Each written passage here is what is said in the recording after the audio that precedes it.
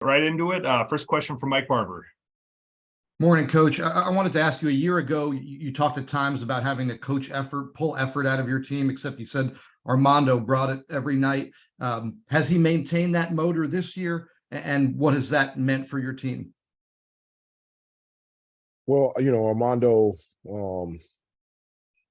he's, I think the most important, it's such an important piece for us on both ends of the floor. I mean, from an offensive standpoint, he's the one guy that can score consistently for us in the paint, and his ability to score not only helps us there getting high percentage shots, but it also gets teams in foul trouble. It draws double teams and creates shots for other teammates. And then, on the defensive end, his ability, to rebound and guard the post is just huge for us. And so, we lean on Armando a lot for a number of responsibilities, and he's talented enough to handle all those responsibilities.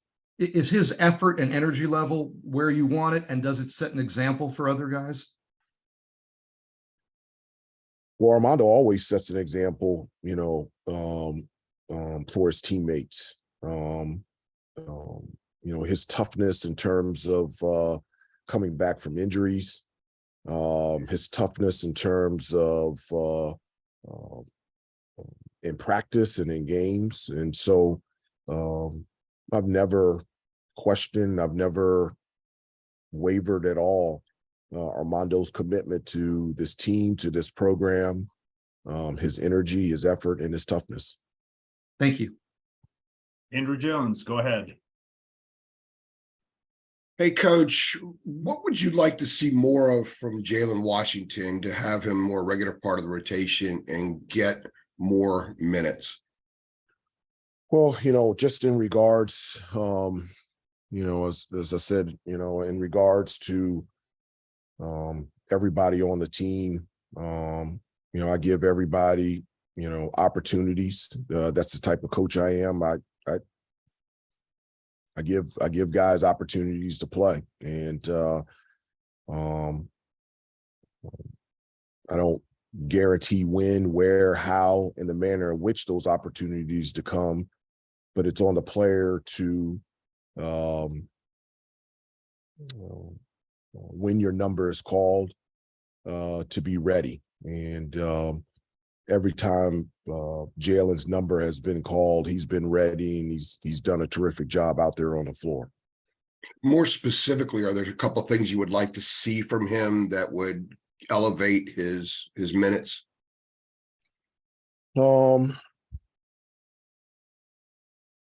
I necessarily what do you mean specifics? Just specifics in his game. Just if there's something, maybe if there's something defensively, or if he maybe needs to get stronger, some things along those lines. I mean, he's got an unbelievable stroke and an ability to be able to score in the post, and he can shoot the ball from the outside. I know that he hasn't made a three this year, but he can stretch it even beyond the arc. Defensively, I think he's improving every day in terms of how to guard the 5 position and how to guard that hybrid 4 position where those guys are more perimeter based and resemble more of a perimeter player as opposed to a traditional power forward. Thank you very, very much. Appreciate it. CL Brown, go ahead. Hi, Hubert. I was wondering what to you is kind of posed the bigger challenge early on in the season, kind of keeping out the quote unquote outside noise that you've talked about, or currently right now trying to keep spirits high, keep the guys up, trying to close out this season coming off of, this stretch where you guys have lost 4 out of 5? 5 out of 6. 5 out of 6. Yeah. Did you ask which one is harder, or? Yes. What's the bigger challenge? Well, I think both of them are a challenge. I think I think there's been a lot of noise around our team this year, and too much, you know, and I think, you know, always individually and as a team trying to turn down that noise, wherever it's coming from, the phone, the family, the friends, the fans, or wherever. And then also understand that, you know, and over the last, 6 games, we've lost 5, and we can be, scarred and, disappointed and upset, but we still have an opportunity to compete. We still have an opportunity in time to become the team that I think we can become. And but our guys have always gotten back up and always competed and always fought. And even though that at times it is difficult, our guys have always stepped up to the challenge, and they'll do it again. Thank you. Luke DeCock, go ahead. Hubert, a bit of a change of pace question for you, but the ACC tournament's going to Greensboro this year, Washington next year, and then beyond that, it's kind of uncertain.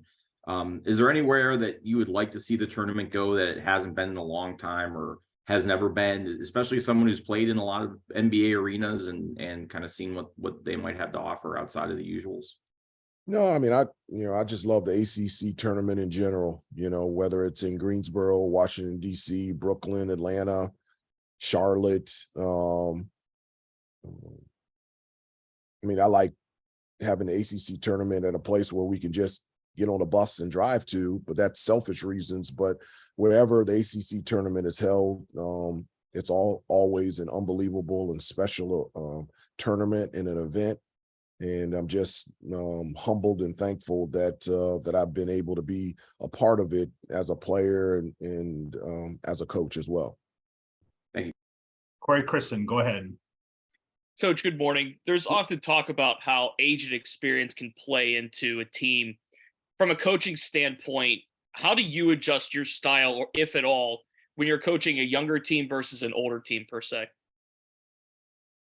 Well, I mean, the 2 years that I've been a head coach, we've had, older guys, experienced guys, and I think, it's important to have both. I think it's important to have talented young players and talented experienced players, and experienced players that have been there before, that understand what it takes on a daily basis to prepare and to practice and to play at the highest level, and to have that example for the younger players. And so I love that balance. I like that, that balance of having talented younger players alongside talented experienced players. And I think, to me, those are the type of teams that I, really like to coach.